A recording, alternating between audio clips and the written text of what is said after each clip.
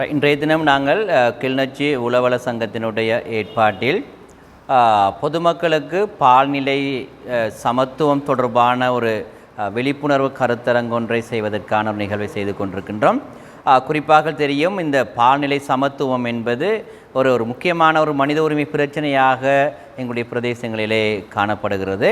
குறிப்பாக எங்களுடைய பிரதேசம் கலாச்சாரங்களால் ஒரு கட்டுண்ட பிரதேசம்.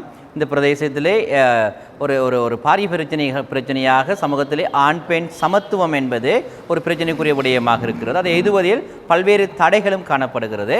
குறிப்பாக எங்களுடைய கடந்த பாராளுமன்ற தேர்தல் கூட இதுக்கு ஒரு சாட்சியாக அமைந்திருக்கிறது.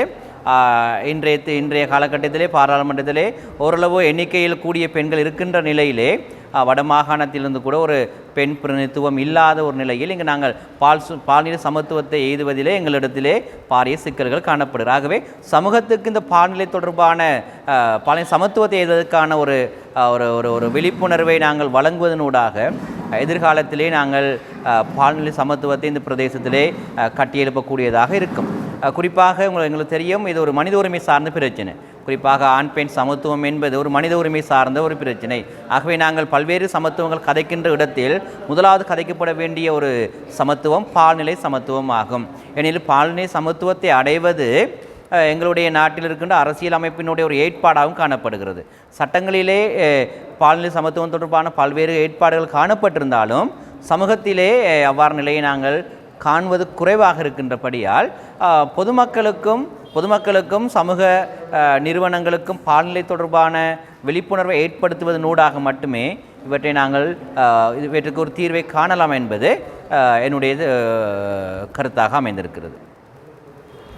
குறிப்பாக பொதுவாகவே இந்த பால்நிலை சமத்துவம், பால்நிலை என்றால் என்ன என்பதை தொடர்பாகவே ஒரு சமூகத்திலே ஒரு விழிப்புணர்வு இல்லை, அல்லது அது தொடர்பான ஒரு விளக்கம் இல்லை. குறிப்பாக பெண்களிடத்திலேயே பால்நிலை என்றால் என்ன என்பதற்கு ஒரு விளக்கம் இல்லாத நிலைமை காணப்படுகிறது.